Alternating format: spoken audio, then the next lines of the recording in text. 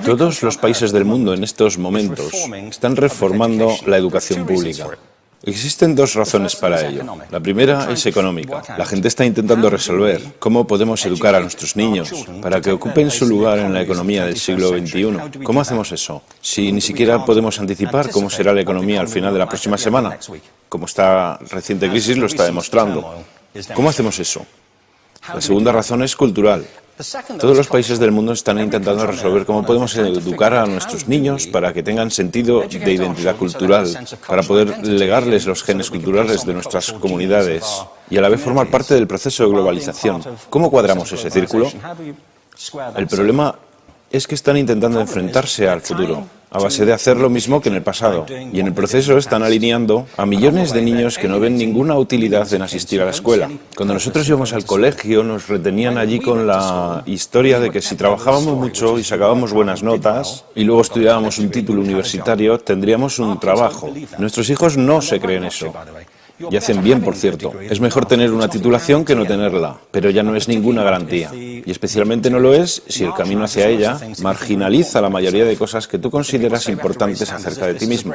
Hay gente que dice que hay que subir los estándares, que eso sería un avance. Ah, ¿sí? Sí, lo deberíamos hacer. ¿Y por qué ibas a querer rebajarlos? No me he encontrado con ningún argumento que me convenza para bajarlos. Pero subirlos, por supuesto que habría que subirlos. El problema es que el sistema educativo actual fue diseñado, concebido y estructurado para una era diferente. Fue concebido en la cultura intelectual de la Ilustración y en las circunstancias económicas de la Revolución Industrial. Antes de la mitad del siglo XIX no había sistemas educativos públicos. En realidad no. O sea, podrías estudiar con los jesuitas si tenías dinero, pero la educación pública, pagada con los impuestos, obligatoria para todo el mundo, gratuita y a la vuelta de la esquina, era una idea revolucionaria. Y mucha gente se opuso a ello.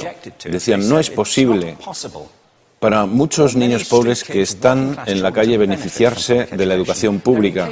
Son incapaces de leer y escribir. ¿Por qué perder tiempo con esto? Y también se asienta sobre una serie de suposiciones sobre la estructura social y la capacidad de las personas. Fue dirigido por el imperativo económico de aquel momento, pero a lo largo de todo ello se infiltró el modelo intelectual de la mente, el cual era esencialmente la idea que la Ilustración tenía sobre la inteligencia. La auténtica inteligencia consistía en cierta capacidad para el razonamiento deductivo y un conocimiento amplio de la cultura clásica. Se podría resumir en capacidad académica. Y esta idea está fuertemente enraizada en la reserva genética de la educación pública. El creer que hay dos tipos de personas, académicas y no académicas, y la consecuencia de eso es que mucha gente brillante se creen que no lo son porque han sido evaluados siguiendo este concepto de mente. Así que tenemos dos pilares gemelos, el económico y el intelectual. Y desde mi punto de vista, este modelo ha causado caos en la vida de mucha gente. Ha habido gente que se ha beneficiado maravillosamente de él, pero la mayoría de la gente no. En lugar de beneficiarse, sufren de esto. Una epidemia moderna, mal ubicada y también ficticia. Esta es la plaga del síndrome de déficit de atención e hiperactividad, TDAH. Este es un mapa de la incidencia del TDAH en Estados Unidos. El mapa de prescripciones médicas para el TDAH. No me malinterpreten. No quiero decir que el síndrome de déficit de atención no exista. Yo no tengo la formación necesaria para ello. Sé que la amplia mayoría de psicólogos y pediatras creen que sí, pero aún es un tema a debatir. Lo que sí me consta es que no se trata de una epidemia. Estos niños están siendo medicados tan rutinariamente como a mi generación nos quitaban las amígdalas, por los mismos motivos caprichosos y por la misma razón la moda de la medicina. Nuestros hijos están viviendo en el periodo más intensamente estimulante de la historia de la Tierra. Están siendo acosados con información y les están reclamando su atención desde todos los medios. Los ordenadores, los iPhone, las vallas publicitarias y cientos de canales de televisión. Y nosotros les penalizamos por distraerse. ¿Distraerse de qué? Cosas que son un aburrimiento, en la escuela sobre todo. Me parece a mí que no es totalmente una incidencia el hecho de que la incidencia del TDAH haya crecido paralela al incremento de los test estandarizados. A estos niños se les está dando cosas como Ritalin, Adderall, a menudo medicación bastante peligrosa, solo para hacer que se concentren y se calmen. Pero según esto, el déficit de atención aumenta al ir al este de este país. La gente empieza a perder el interés en Oklahoma.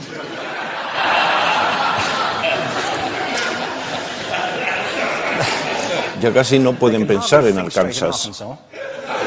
Y para cuando llegan a Washington, lo han perdido completamente. Y hay distintas razones para ello. Es una epidemia ficticia.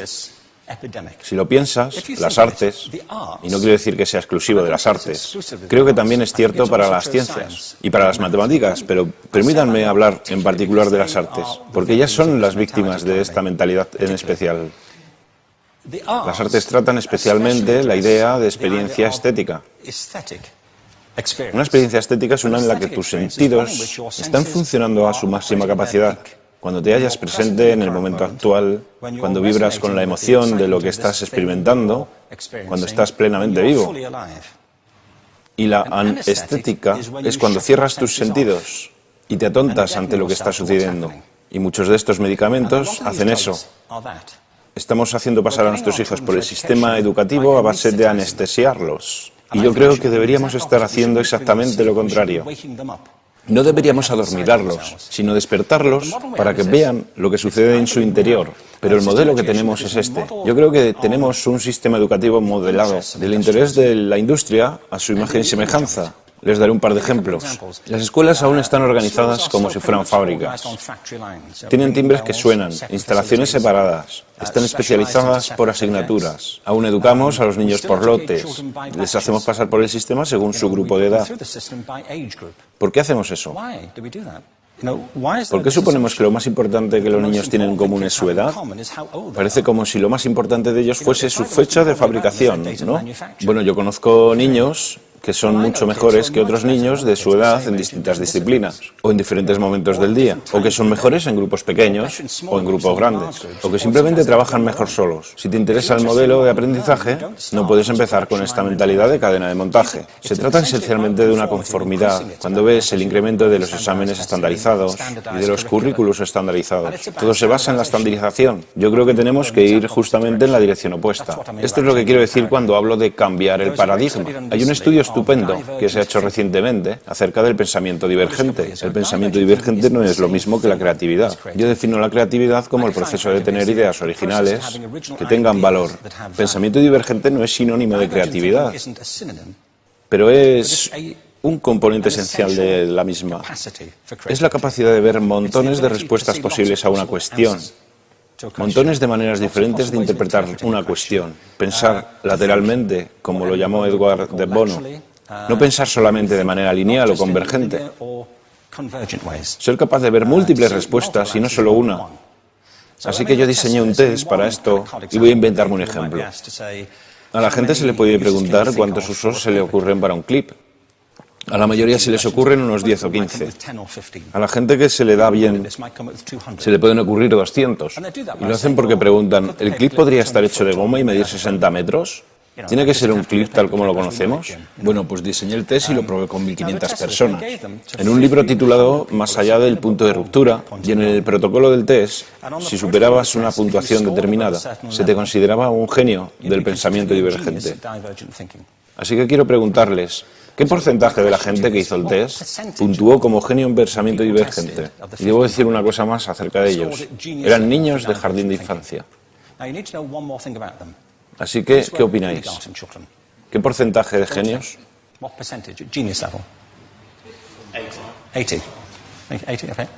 98%. Bueno, la cuestión es que era un estudio longitudinal, así que los mismos niños volvieron a hacer el test 5 años después, en edades entre 8 y 10 años. ¿Qué pensáis? ¿50%? Volvieron a hacerles el test otra vez, 5 años más tarde, cuando tenían entre 13 y 15 años de edad. Y se observa una tendencia, ¿no? Bueno, esto nos indica algo interesante, porque se supone que tendría que ser al revés, ¿no? Empiezas no siendo muy bueno, pero mejoras a medida que te haces mayor. Pero esto demuestra dos cosas. Una es que todos nosotros tenemos esta capacidad. Y la otra es que esta capacidad se deteriora en general. Muchas cosas les han pasado a estos niños durante su crecimiento, pero yo estoy convencido que lo que más les ha influenciado es que a estas alturas ya han obtenido una educación académica. Se han pasado 10 años en la escuela, oyendo que solo hay una respuesta correcta. Esta es la parte de atrás del libro, pero no la mires. Y no copies, porque eso es engañar. Fuera de las escuelas, a eso se le llama colaboración. Esto no sucede porque los docentes así lo quieran. Es simplemente porque sucede así. Es porque se halla presente en la reserva genética de la educación. Tenemos que pensar de forma diferente acerca de la capacidad humana. Tenemos que superar esta vieja idea acerca de lo académico y lo no académico, lo abstracto, lo teórico, lo vocacional, y empezar a verlo como lo que es, un mito. En segundo lugar, tengo que reconocer que la mayor parte de las veces el buen aprendizaje se da en grupos y que la colaboración es lo que alimenta el crecimiento. Si atomizamos a las personas, las separamos y los juzgamos por separado, formamos una especie de desconexión entre ellos y su ambiente de aprendizaje natural. Y en tercer lugar, un asunto importante es la cultura de nuestras instituciones, los hábitos de estas instituciones y los hábitats que ocupan.